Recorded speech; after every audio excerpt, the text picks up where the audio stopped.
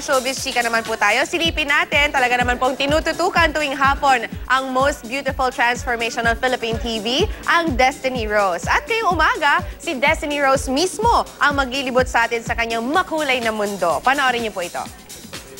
Trending at hot topic ang pagbabagong anyo ni Joey Vergara na ginagampanan ni Kapuso actor Ken Chan sa most beautiful transformation ng television, ang Destiny Rose.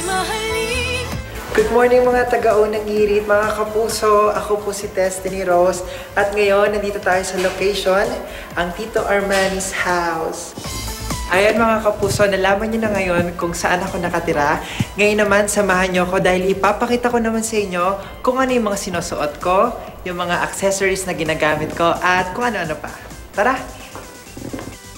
Hindi naging madali para kay Ken ang makuha ang lead role ng Destiny Rose. Sa katunayan, nag-audition siya para rito.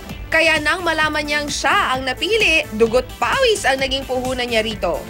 Miss Destiny Rose. Si Jonas Capo, the beauty queen maker, yung nagturo sa akin. Noong una, hindi ko alam kung paano maglakad wearing heels na sobrang taas. Ngayon, hindi na ako nahihirapan. Medyo hindi na sumasakit yung mga paa ko dahil may mga techniques siyang itinuro sa akin. At sobrang helpful nun para sa akin. Ayan, ito naman po yung mga sinusuot ko dito sa Destiny Rose. Ito naman po yung mga ginagamit kong sapatos. May black, merong beige. And yung suot ko po ngayon, yan, matataas po yung takong nila. At ito naman po yung makeup artist ni Destiny Rose. Siya po, na Ian, hi ka sa camera, sige na, yan. Siya po si Ian, siya po yung gumagawa sa akin, ang nagtatransform sa akin, ang makeup ko bilang Destiny Rose. Action! Destiny. I think he's really doing a great job. He's very believable in his character. For a newcomer, ano siya talaga, very impressive.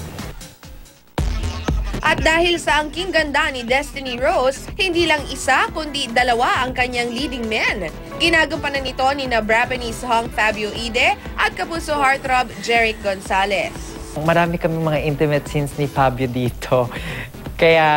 Pero bago namin gawin yung mga eksena namin, dumaan kami sa maraming workshops para ma-break yung wall, para pakiligin namin o maging makatotohanan yung pagpapakilig namin sa mga tao. Kung inabangan nyo ang transformation ni Destiny Rose, ngayon naman, abangan ninyo kung kanino ba mapupunta si Destiny Rose, kay Gabriel ba o kay Vince, at kung sino pa ang mga magpapahirap sa kanila, at kung paano niya ipagpapatuloy ang kanyang pangarap bilang isang magandang babae. Talagang hindi na paaawat ang pinakamagandang transformation sa telebisyon, kaya abangan ang journey ng nag-iisang Destiny Rose.